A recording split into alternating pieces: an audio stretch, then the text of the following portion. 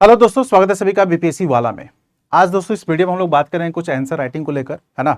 कुछ अभी जैसे इस बार कई ऐसे बच्चे हैं जो पहली बार हो सकता है मेंस लिखे, कुछ बच्चे हैं कि पहले इसके पहले लिखे हैं लेकिन कॉन्फिडेंस नहीं आ रहा होगा क्योंकि अभी आप लोग का एग्जाम है और एग्जाम में थोड़ा सा समय है, 100 दिन के आसपास समय है। सबसे पहले मैं आपको बताता हूँ कि आपको जो मेंस एग्जाम होना है वो एक्सपेक्टेड है 15 जनवरी के बाद, और वो ले लिया जाएगा। जैसे बीपीएससी जिस प्रकार से एग्जाम ले रही है, हालांकि रिजल्ट में उनका कोई अभी अता पता नहीं रहता, लेकिन एग्जाम लेने में अभी बीपीएससी अपना वो है। जैसे मेंस का एग्जाम अभी 70 का मुझे तो नहीं लग रहा कि दिसंबर के पहले वो कुछ आने वाला है, क्योंकि नवंबर में तो ये वो कॉपी ही देंगे। तो खैर हम लोग आते हैं मेन पॉइंट पे आते हैं। मेंस ये गलतियां मत कीजिएगा, कुछ बेसिक्स पॉइंट्स हो सकता है आप लोग में से कई बच्चों को पता होगा, लेकिन 10 मिनट का वीडियो इसको देख जरूर लेना। हो सकता है कि आप ये काम नहीं करते हो, है ना।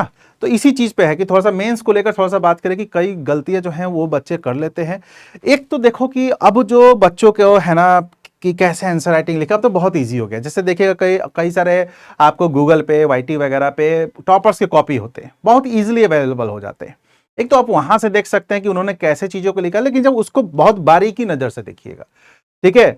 और चाहे इधर यूपीएससी हो बीपीएससी हो, तो आप चूंकि बीपीएससी का कर रहे हैं तो बीपीएससी की कॉपी को ही देखिएगा। सबसे पहले तो आपको वो पॉइंट है। दूसरा क्या पॉइंट है कि आप जो है आंसर राइटिंग करने वक्त एक राइटिंग को लेकर कई बच्चों का रहता है कि सर राइटिंग राइटिंग देखो, मैं फिर से बता देता हूं, राइटिंग ऐसी होनी चाहिए कि स्पष्ट दिखे।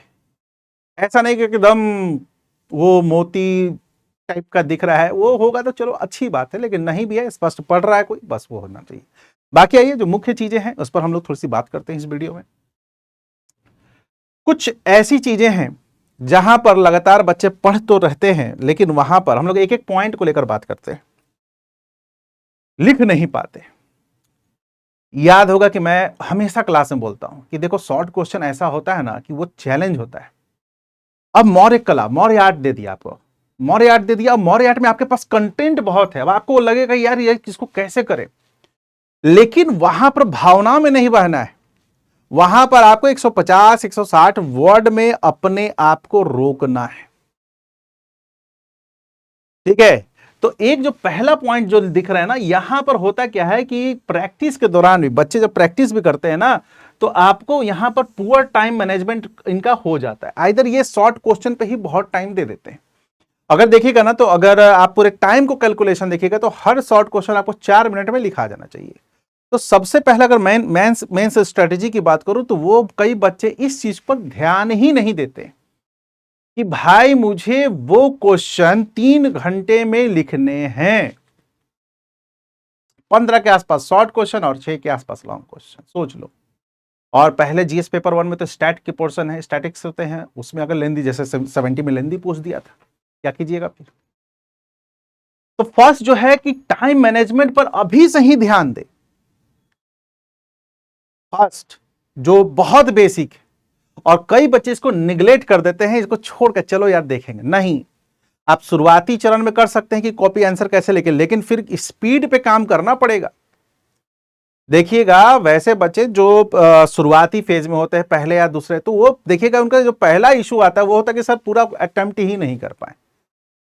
तो ये अभी से ही इस चीज पर काम आपको करना होगा। आपको एक टारगेट रखना होगा कि अगर मैं घर में प्रैक्टिस कर रहा हूं या कर रही हूं, तो मुझे विद इन टाइम इसको खत्म करना होगा, तभी जाकर आप वहां पर कर पाइएगा, नहीं तो नहीं कर पाइएगा। ये बहुत इंपॉर्टेंट है। क्लियर। सेकंड पॉइंट क्या आते हैं कि सेकंड पॉइंट है समसामयिक विषय पर। अब देखो, करेंट अफेयर एक ऐसी चीज है कि कुछ बच्चे क्या करते हैं, प्री पढ़ लेते हैं, उनको लगता है ना कि अब करेंट अफेयर का मामला मेरा रफा दफा खत्म हो गया, जीएस पेपर 1 में बस करेंट आने। अरे नहीं बाबू, केवल जीएस पेपर 1 में नहीं आने हैं, वो तो चलो एक पार्टिकुलर आपका है ही सिलेबस में कि वो पूछेगा, लेकिन क्या आपको पता है कि अगर आप करेंट से वाकिफ हैं और करेंट डेटा को अगर आपने दिमाग में रखा है, और कैसे रखिएगा, उसको कहीं लिख कर याद कर, जैसे नीति आयोग के कुछ डेटा होते हैं वो इंपॉर्टेंट होता है।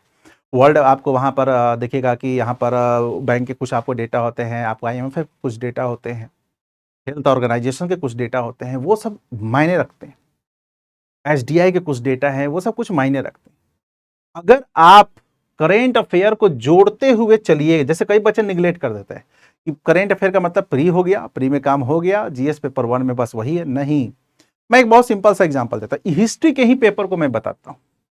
मान लो हिस्ट्री के पेपर में आपसे क्वेश्चन पूछ दिया, हालांकि बीपीएससी इस तरह के क्वेश्चन को कम ही पूछता, मान लो पूछ दिया कि आयरन एज को लेकर इसने कुछ पूछ दिया, तो आप लोग को पता कि आयरन एज को लेकर लगातार चर्चा में रहा, क्योंकि तमिलनाडु में कई सारे आपको यहां पर जब आपको खुदाई हुई तो कुछ आयरन के कुछ औजार वगैरह मिले, और ये बहुत पुराने चर्चा में था ना, याद है, हड़प्पा के और भी कई सारे साइट्स मिल रहे हैं। तो अगर आप ये सब पॉइंट्स को यहां पर इंट्रोड्यूस कीजिएगा तो आपको मिलेगा कि नहीं एक्स्ट्रा नंबर? मिलेगा ना। तो कोशिश कीजिए कि जहां पर लग रहा है वहां पर आप इसका दे दीजिए, डाल दीजिए। कई बच्चे इसको निगलेक्ट कर देते हैं करेंट अफेयर को, कि करेंट अफेयर की चलो बाय, करेंट अफेयर जहां यूज है उसको डालना चाहिए। आप एक बहुत ही इसका अच्छा एग्जांपल आप टॉपर्स को कॉपी में देखिए, वो लोग करेंट डालते हैं और अंडरलाइन कर लेते हैं। करेंट अफेयर को हमेशा आप लोगों को काम करना चाहिए, करेंट अफेयर पे हमेशा इसको, और ये कैसे कर सकते हैं, जब आप रेगुलर करेंट अफेयर से टच में रहिएगा। तो मैं फिर से बता रहा हूं, करेंट अफेयर का मतलब ये नहीं होता कि प्री में हुआ, क्वालिफाई किए, मेंस पेपर 1 में नहीं। आपको ज्योग्राफी में जरूरत है तो ज्योग्राफी में कीजिए। जैसे मान लो इंडस्ट्री से क्वेश्चन आ गया और बिहार में इंडस्ट्री से क्वेश्चन आ गया, अब सोचिए कि बिहार में इंडस्ट्री से क्वेश्चन आ गया और आपने उसमें ऐड कर दिया कि बिहटा जो है अभी हब बनाया जा रहा है, अडानी ने इतना इन्वेस्टमेंट किया है, अंबानी समूह के द्वारा इन्वेस्टमेंट हुआ है, तो सोचिए कि आपको कितना अच्छा नंबर मिलेगा। आप सोच रहे हैं? तो ये सब जो चीजें हैं ना, थोड़ी सी ठीक है, तो वो सब आपके मार्क्स इंक्रीज करेंगे। देखो शॉर्ट क्वेश्चन में मिलने वाले को 2 नंबर में मिलता है, मिलने वाले को 5 नंबर मिलता है, लेकिन 5 नंबर वाले कौन होंगे? 5 साढ़े 5 नंबर वाले वही बच्चे होंगे जिन्होंने कुछ करेंट को इंट्रोड्यूस किया, अंडरलाइन डाला है, कुछ डेटा को डाला, ऑथेंटिक डेटा, अपने मन से नहीं, और खासकर अगर बजट के डेटा याद है तो डालिए। उद्योग का मैं देखता हूं ना कि कई बार जब हम लोग पढ़ाते हैं और कॉपी चेक करते हैं, तो उद्योग को देखो, एक लिखना और कॉपी चेक करना, देखिएगा कि किसी से कॉपी नहीं चेक करवाना चाहिए, कि गए किसी से, वो आपको क्या बताएगा। आपने इंडस्ट्री का कॉपी था, इंडस्ट्री लिख दिया, आप सामने वाला को बहुत आइडिया ही नहीं, क्या आपको मार्क्स देगा? क्या वो आपको बताएगा कि नहीं भाई इसमें ये काम करो? तो जब इंडस्ट्री के क्वेश्चन आते हैं, अगर आप उसमें कुछ बजट के डेटा डाल दीजिएगा, बिहार बजट के डेटा को डाल दीजिएगा, कुछ आप ये सब पॉइंट्स डाल दीजिएगा, भैया अंडानी ने यहां पर यहां कहा था, यहां पर करेंगे, अब बिहार देखो हब बन भी रहा है, तो ये सब डाल दीजिएगा, इंडस्ट्रियल पॉलिसी के बारे में कुछ डाल दीजिएगा, तो आपको एक्स्ट्रा नंबर मिलेगा। वो इसको इग्नोर नहीं करना है, ये भी अपने दिमाग में लेकर चले अभी से ही। थर्ड पॉइंट क्या है कि पिछले प्रश्न पत्रों का अभ्यास नहीं करते बच्चे। ये प्री में भी इशू है और ये मेंस में भी इशू है, और इसको जब हमारा सफलता का ओरिएंटेशन, उस समय भी मैंने बताया कि देखिए भाई, previous year question is very very very very very very very very important. Previous year question से आपको पता चलता है कि बीपीएससी अभी क्वेश्चन किस प्रकार का पूछ रहा है, क्या तरीका अपना रहा है, क्या उस तरीके को मैं अडॉप्ट कर पा रहा हूं या नहीं कर पा रहा हूं। तो lack of practice with previous paper, ये कई बच्चों का इश्यूज आ जाता है कि भाई ये लोग प्रैक्टिस करते ही नहीं है पुराने पेपर पे। हर विषय का, चाहे आप कोई भी दे रहे हो, चाहे बिहार दे रहे हो, यूपी दे रहे हो, यूपीएससी दे रहे हो, झारखंड दे रहे हो, आप लोग को जरूर लास्ट 5 ईयर्स, मैं ये नहीं कर रहा हूं 15 साल, कई लोग तो कहते हैं 15 साल 10 साल, नहीं, लास्ट 5 ईयर देखो कि मेन ट्रेंड वही होता है। लास्ट 5 ईयर का जरूर क्वेश्चन, जैसे मान लो एज पर, जैसे अभी मैंने आपको क्या पढ़ाया, अभी अभी हमारा हिस्ट्री चल रहा है मुख्य बैच में, हम लोगों ने मौर्य नाट पढ़ा दिया, आज हमारा मौर्य आर्ट खत्म हो गया। अब मैंने क्लास में बच्चों को क्या कहा, क्लास में बच्चों को कहा कि देखो मैंने मौर्य आर्ट पढ़ा दिया है, अब तुम लोग प्रीवियस ईयर क्वेश्चन उठाओ 5 साल का, अब देखो तुमसे कौन क्वेश्चन बन रहा है कि नहीं बन रहा है, और हम लोग नेक्स्ट क्लास में सभी क्वेश्चन का एक फॉर्मेटिंग करेंगे क्लास में। तो जब भी टॉपिक खत्म हो, जैसे मान लीजिए कि आपको ज्योग्राफी में डेमोग्राफी का टॉपिक खत्म हो गया, जिसको हम लोग क्या कहते हैं, जनांकीय आपको जो कहते हैं, तो देखिए कि क्या बीपीएससी ने जो डेमोग्राफी से क्वेश्चन पूछे वो मुझसे बन रहा है क्या, वो कौन बताएगा, वो आपको बीपीएससी, क्योंकि वो बीपीएससी का ही पूछने का तरीका, तो बीपीएससी का, तो ये कई बच्चे इसको नहीं करते हैं और अपने मन से लिखते नहीं। ये जरूर देखिए, अब प्रीवियस ईयर का पेपर कहां मिलेगा यार, बहुत सारे मैगजीन से कहीं से उठा लीजिए, बहुत सारे बुक आते हैं, सब उससे अच्छा है कि गूगल उठाओ और तमाम वेबसाइट, अब PW के वेबसाइट पे ही मिल जाएगा बहुत सारा सब क्वेश्चन, पेपर 1 पेपर 2 सब। और हाँ, करेंट अफेयर आपके निबंध में भी काम आता है, एस्से में भी काम आता है। ठीक है, अब आते हैं पाठ्यक्रम की अनदेखी करना। ये भी कई बच्चे कहते हैं, उनको अभी मैं दावे के साथ कह सकता हूं कि कई ऐसे बच्चे होंगे उनको पूरा पाठ्यक्रम ही नहीं पता होगा। एक चीज ध्यान रखिएगा, बीपीएससी जो अपने सिलेबस में लिखता है ना, ज्यादातर चांस होता है कि उसी को ही पॉइंट को उठाए। जैसे एज फॉर एग्जाम्पल अगर हम लोग विचारधारा में देखिएगा तो ज्यादातर आपको बीपीएससी क्या, बीपीएससी तो अन्य वो भी लिखे हुए हैं, लेकिन ज्यादातर क्या देगा, नेहरू, टैगोर और गांधी, क्योंकि उसने स्पेशली सिलेबस में मेंशन कर रखा है। वो बिहार का भूगोल, बाढ़, सूखा उसने मेंशन कर रखा है, तो वो वही देता है। तो अपने सिलेबस के अकॉर्डिंग पढ़े। एक मैं छोटा सा एग्जांपल देता हूं, एक बच्चा आया, उसने कहा कि सर मैं यूपीएससी का पढ़ लिया, मैं क्लास में भी एग्जांपल दिया था, यूपीएससी का एंशिएंट हिस्ट्री पढ़ लिया सर, तो अब तो मुझे बीपीएससी का जरूरत नहीं पड़ेगा। मैंने कहा पढ़ेगा, तो कहा कि सर क्यों? तो यूपीएससी में आपको मॉडर्न आर्ट में बिहार में प्रभाव नहीं पढ़ाया जाएगा, यूपीएससी में आपको मौर्यन आर्ट में बौद्ध धर्म का प्रभाव उस तरीके से नहीं पढ़ाया जाएगा, यूपीएससी में आपको बराबर की गुफाएं नहीं पढ़ाई जाएंगी। आपको बीपीएससी के सिलेबस के अकॉर्डिंग चलना होगा।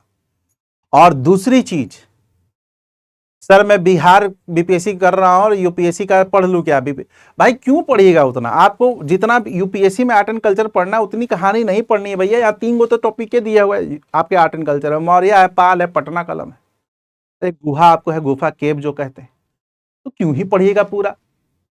स्मार्ट बनिए।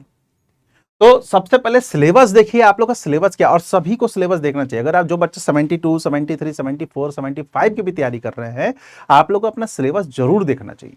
तो इससे भटकना नहीं, इग्नोर नहीं करना, इसलिए मैंने ये पॉइंट लिख दिया, इग्नोर कर देते हैं।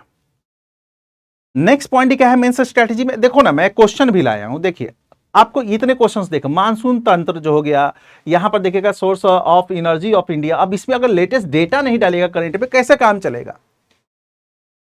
ये कैसे काम चलेगा, इस पर डेटा नहीं डालिएगा। अब कह रहा है टूरिज्म इंडस्ट्री, अगर यहां पर टूरिज्म इंडस्ट्री है और डेटा नहीं डालिएगा तो कैसे आप लिख पाइएगा इस क्वेश्चन को?